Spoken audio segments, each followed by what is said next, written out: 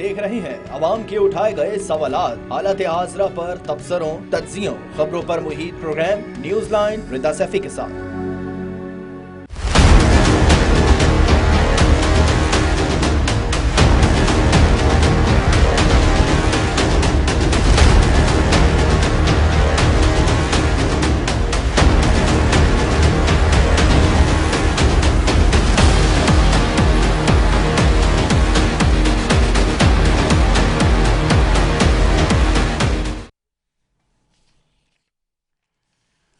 अस्सलाम वालेकुम, मैं हूं रिदा सैफी। जिंदगी है या कोई तूफान है, हम तो इस जीने के हाथों मर चले। नाजरीन, मुल्क में बहरानों का तूफान है, थमने में ही नहीं आने को दे रहा। आए रोज किसी न किसी जानिब से धमाका सुनने में आता है। अभी अल्लाह अल्लाह करके इलेक्शन की तारीख फाइनल हुई थी कि इलेक्शन कमीशन ने अचानक इलेक्शन मुलतवी कर दिए। इस पर हंगामा जारी ही था और सदर पाकिस्तान ने इसी हवाले से वजीर आजम को खत लिखा था कि जिसके जवाब में वजीर आजम ने ईंट का जवाब पत्थर से दिया कि आपका खत पीटीआई का प्रेस रिलीज है। कल सुप्रीम कोर्ट के 2 मौजूद जजेस साहिबान ने जो तफसीली फैसला दिया उससे अदालतों के अपने अंदर खींचातानी का अंदाजा लगाया जा सकता है, लेकिन अवाम की नजर में यह वाहिद इदारा बचा है जिसकी कुछ साख बाकी है, लेकिन उसको भी दबाव में रखने की कोशिशें की जाती रही हैं। चंद माह कबल बिलावल भुट्टो जरदारी ने असेंबली में इस हवाले से क्या बात की थी, कल इसकी बाज़गश्त 2 जजेस के फैसले में सुनाई दी। आइए आपको वो भी सुनवाते हैं।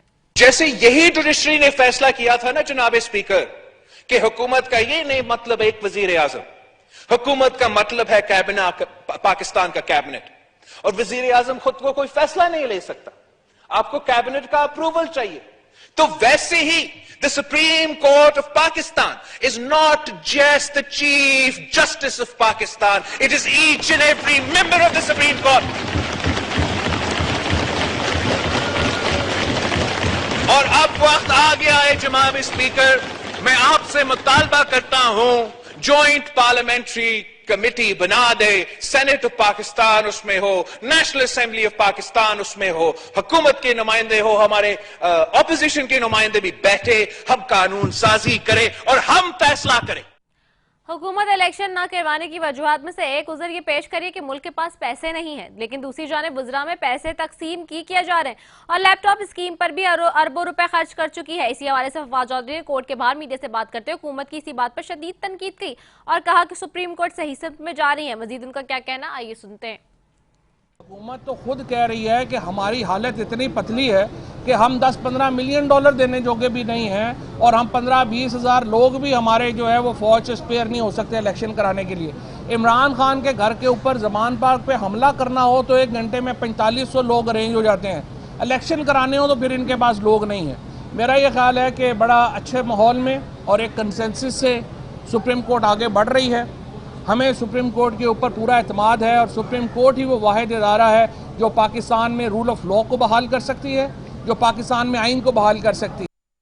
हुकूमती जानिब से वजीर आजम के स्टंट मैन अता तारण ने भी आज इसी किस्म की कुछ बात की। कहना था कि हुकूमत के पास इलेक्शन के लिए 20 अरब रुपए हैं, लेकिन एक शख्स की जाती है ना के लिए बार बार इलेक्शन कराने के लिए पैसे नहीं है। क्या कहा, ये सुनते हैं।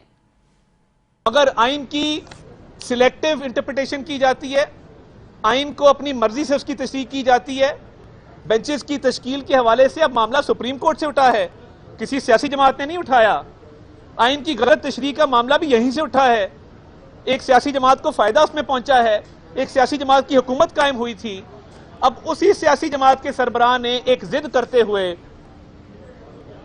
अपनी हुकूमत जो है उसका खात्मा किया पंजाब में, और कहा जा रहा है कि क्या 20 अरब रुपए इलेक्शन के लिए आपके पास नहीं है। 20 अरब इलेक्शन के लिए हैं, मगर एक शख्स की जिद की वजह से वो 20 अरब 2 दफा खर्च करने के लिए नहीं है। यहाँ तो बात ठीक थी, लेकिन अब हालात यहाँ तक आ गए हैं कि खुद हुकूमती हलकों के सीनियर तरीन लोग हुकूमत के इलेक्शन से फरार के इशारे दे रहे हैं और उस पर तनकीद कर रहे हैं। कल पीपल्स पार्टी के सीनियर रहनुमा वकील लतीफ खोसा ने एक मौके पर बात करते हुए कहा कि हुकूमत अभी तो क्या अक्टूबर में भी इलेक्शन नहीं करवाएगी। क्या कहा, ये सुन लेते हैं। इलेक्शन इन्होंने 8 अक्टूबर को भी नहीं करवाना है, ये भी मैं बता दूं। 8 अक्टूबर ये इस चीज की इंतजार की गई है कि आरिफ अलवी बतौर सदर के 5 साल गुजार के घर चले जाए और उसके बाद जो है आपको भी पता है एक्टिंग सदर कौन बनेंगे। फिर ये इमरजेंसी लगाएंगे 234 235 की, फिर भी ये 8 अक्टूबर को कोई इरादा मुझे नहीं लगता इलेक्शन करवाने का, क्योंकि राना सनाउल्लाह का आपने सुन लिया है, या हम हैं या ये हैं। तो वो उनको नजर आ रहा है राना सनाउल्लाह को कि आज अगर इलेक्शन होता है तो पॉलिटिकल कैपिटल जिस तरह डूबा हुआ है उनका, ये इलेक्शन में नहीं जाना चाहता। दूसरी जानिब आज भी साहिवाल में मुफ्त आटे की तकसीम के दौरान भगदड़ हो गई, जिससे खातून जान से गई। 19 अफराद अब तक पाकिस्तान के अंदर आटे की फरहमी के दौरान या आटा के हुसूल के दौरान आटा हासिल करने के लिए जख्मी हो चुके हैं और कितने लोग जान से भी जा चुके हैं। आटे की तकसीम के दौरान जो अब तक है 11 लोग जाँ बहक हुए हैं और 19 अफराद जख्मी हो गए। समझ से बात है कि जो सियासी जमातें अपनी भलाई के लिए अपने बदतरीन सियासी मुखालफिन के साथ भी मुआहिदे कर लेते हैं, वो अवाम के लिए कोई बेहतर फैसले क्यों नहीं कर पा रहे। कल ख्वाजा साद रफीक ने तहरीक इंसाफ के चेयरमैन इमरान खान के हवाले से बात करते हुए कहा कि हमने माजी से सबक सीखकर सियासी मुखालफिन के साथ मुआहिदा कर लिया, मगर ये बात इमरान खान को समझाने की जरूरत है। वो किस खतरे की जानिब इशारा कर रहे थे, आइए सुनते। लेकिन जमहूरियत को कमज़ोर सिर्फ इस्टेब्लिशमेंट या अदलिया के बाज़ लोग नहीं करते, हम भी करते हैं। जब हम आपस में फ़ाइट करते हैं और बेरहमी से लड़ते हैं और इक़्तिदार के लिए हम उन अदारों पर पिल पड़ते हैं जो अदारे हमें प्रोटेक्ट करते हैं या जो आवाम के राइट्स को महफूज करते हैं, वो पार्लियामेंट है। तो पार्लियामेंट तभी मजबूत होगा जब सियासी जमातें ये समझेंगी कि उन्होंने ग्रोही मुफादात से ऊपर उठ के बात करनी है, एक दूसरे से बात करके रास्ता निकलेगा। बात करने का माहौल नहीं है, और ये माहौल मैं बार बार कहूँगा तकरार से, हमने ख़राब नहीं किया। हमने हमेशा बात करने की कोशिश की है। हमने माजी में गलतियाँ की थी, हमने और पीपल्स पार्टी ने, हम सीख गए थे। हमने चार्टर ऑफ डेमोक्रेसी कर लिया था। बिसाके जमहूरियत के बाद कोई गलती ज़रूर हुई होगी, लेकिन शौरी तौर पर दानिस्ता गलती नहीं की कि जमहूरियत को नुकसान पहुँचे। तो ये आ गया बैरूपिया बीच के अंदर।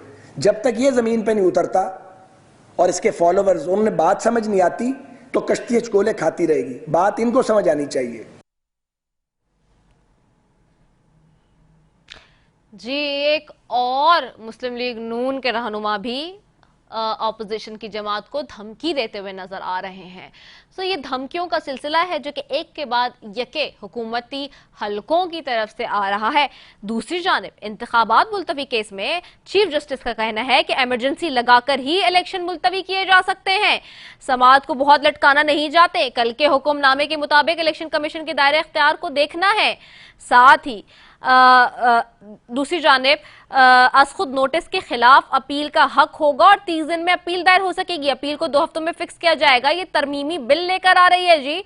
आज खुद नोटिस का फैसला 3 सीनियर जजेस करेंगे। काबीना ने अदालती इस्लाहात का मुसवदा मंजूर कर लिया है, यानी कि अब कानून को भी अपने शिकंजे में करने की तैयारी हो रही है। और ये वो सियासतदान जो कि किसी भी तरीके से पार्लियामेंट के अंदर चले जाते हैं, चाहे वो तरीकेकार सही हो या गलत हो, आईनी हो गैर आईनी हो, कानूनी हो गैर कानूनी हो, लेकिन हर चंद तौर वो पार्लियामेंट में जाने के लिए बैठना चाहते हैं और वो ही अब कानून को भी अपने हाथ में लेने की कर रहे हैं।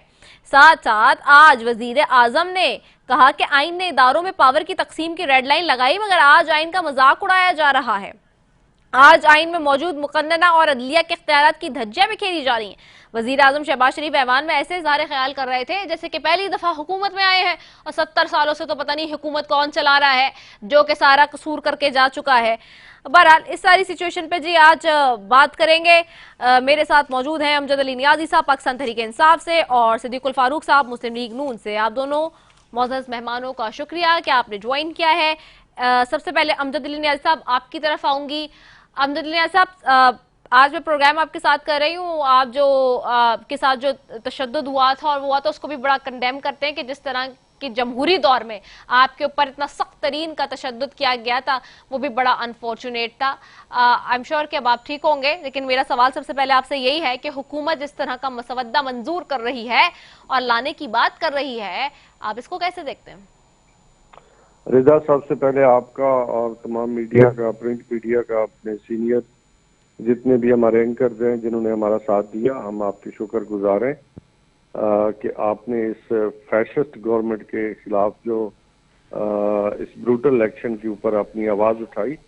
लेकिन साथ साथ ये भी मैं कहना चाहूँगा कि हमेशा तारीख रात के बाद एक रोशन सुबह होती है, मसाइल आते हैं, ये हमारी सोच है, क्योंकि हमारी स्ट्रगल एक रूल ऑफ लॉ के लिए है, तो ज़ाती एजेंडा तो है नहीं।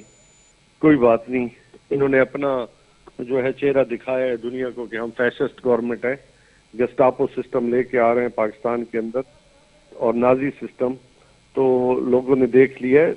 मैं अब ये कहना चाहूंगा कि आपके सवाल की तरफ आता हूं कि बिल्कुल इसमें कोई शक नहीं है कि जुडिशल रिफॉर्म वक्त की जरूरत है, लेकिन एक ऐसे वक्त पे सुप्रीम कोर्ट को अंडरमाइन करना या सुप्रीम कोर्ट को तकसीम करना या सुप्रीम कोर्ट के ऊपर मैं समझता हूँ जो हमले की मुतरादिफ है कि सुप्रीम कोर्ट के चीफ जस्टिस के इख्तियारात जो एडमिनिस्ट्रेशन साइड से उसे मिले हुए हैं उनको सलब करना। इस वक्त देखिए ये आप अपोजिशन से और तमाम पॉलिटिकल पार्टीज और खास तौर पे पाकिस्तान तहरीक इंसाफ से अगर आपकी मशावरत होती तो ये आप जुडिशल रिफॉर्म लेके आते, हम इसे वेलकम करते। लेकिन एक ऐसे मौके पे जहां पहले ही बहुत बड़ा क्राइसिस है, आपका इकोनॉमी का क्राइसिस है, आपका इस वक्त आपकी सिक्योरिटी का क्राइसिस है, इस वक्त आप ऑलमोस्ट इंटरनेशनल लेवल पे आपको कोई सपोर्ट नहीं कर रहा मईशत के हवाले से, वहां पे फिर पॉलिटिकल अदम इस्तेकाम है और फिर आज आप जुडिशल यानी कि सुप्रीम कोर्ट के अंदर एक क्राइसिस क्रिएट करने जा रहे हैं, तो ये तो फिर मुल्क के अंदर एक अनारकी फैल जाएगी और इसका मैं समझता हूँ कि नतीजा कोई अच्छा नहीं होगा, बल्कि मुल्क जो है वो अदम इस्तेकाम की तरफ चला जाएगा। तो ये एक ऐसी गवर्नमेंट जिसका एजेंडा सिर्फ और सिर्फ ये है कि उन्होंने अपने 1100 अरब जो उन्होंने लूटा है, जो गरीब मजदूर का पैसा है, हारी का पैसा है, दिहाड़ीदार का पैसा है, और अपने आप को एनआरओ जो दिलवाया है उसको उससे छुटकारा है, केसेस से छुटकारा है। तो इसके अलावा इनका कोई मुझे नहीं समझ आता कि पाकिस्तान का एजेंडा क्या है, या हम पूछते हैं कि ये सारे सिनेरियो में कोई हमें बता दे कि इन्होंने पाकिस्तान की रिफॉर्म्स के लिए टैक्स रिफॉर्म्स की हों, हमारी सिक्योरिटी के लिहाज से इन्होंने कोई इक़दाम किए हों, खिते के अंदर अपने बेहतरी लाए हों, या खिते के अंदर सिक्योरिटी के लिहाज से कोई इंटरनेशनल लेवल पे हमें बूस्ट मिला हो, या पाकिस्तान के जो इमेज है दुनिया में बेहतर हुआ हो, लोगों में जो गुर्बत का जो मयार है, जो अब मैं समझता हूँ वो गुर्बत की दलदल में फंस गए, उससे बाहर आ गए हों, या लोगों की जिंदगी आसान कर दी हों। सिवाय एक बात नजर आते हैं कि कभी फुदक के एक शाख से दूसरी शाख तक और दूसरी शाख से एक शाख तक जा रहे हैं, और आनियां जानियां इन्होंने वेखण वालियां। बाकी तो इन्होंने नेशनल असेंबली हो उसको भी इन्होंने बेतौकीर करने की पूरी कोशिश कर रखी है कि जब पाकिस्तान तहरीक इंसाफ ने वापसी का इंडिया दिया तो इन्होंने मतलब जिस तरीके के साथ बिहेव किया वो भी बड़ा अनफॉर्चुनेटली मतलब अफसोसनाक है। फिर आप देखें किसी भी सतह पे कोई भी ऐसा इकदाम जो पाकिस्तान की बेहतरी, पाकिस्तान की सालमियत के लिए, पाकिस्तान की इकोनॉमी के लिए, पाकिस्तान की आवाम के लिए हो, मुझे बता दे कोई एक चीज बता दे कि जिसके मुताबिक हम ये कह सकें कि हाँ वाह इन्होंने बहुत अच्छा किया। हाँ एक चीज है कि जो आटा आज तकसीम हो रहा है पूरे पाकिस्तान में, लोगों की तजलील बहुत ज्यादा हो रही है, और आप देखें कि हर रोज एक खबर आ रही होती है कि फलां जगह पे आटे की लाइन लगने से एक बुजुर्ग माँ हमारी जो है वो फौत हो जाते हैं, बुजुर्ग फौत हो रहे हैं, लोगों को धक्कम पेल मिले, उनकी तजलील हो रही है, इज्जत नफ्स मजरूर हो रही है। इसके अलावा मुझे कोई बता दे कि क्या किया है इन्होंने। राइट, बहुत सही आपने बात की। मैं जरा जाती हूँ सिद्दीकुल फारूक साहब की तरफ भी। सिद्दीकुल फारूक साहब बड़े सीनियर आप सियासतदान है, और आजकल मुस्लिम लीग नून के सीनियर लोग तो बड़े नालाब भी चल रहा है पार्टी से कि जो इस वक्त पोजीशन ली हुई है और जो इस वक्त सिचुएशन है ये क्या आखिरकार हो रहा है। और एक बात आप तो बहुत अच्छे से समझते हैं, आप लोग तो आपका शिकार भी रहे, ये जो अब मसवदे बना रहे हैं, ये जो अब आप लोग तरमीमें लाएंगे और जो कानून बनाएंगे, आपने भी फिर ऑपोजिशन में जाना है। आपको लगता है कि ये आगे जाके आपको वाकई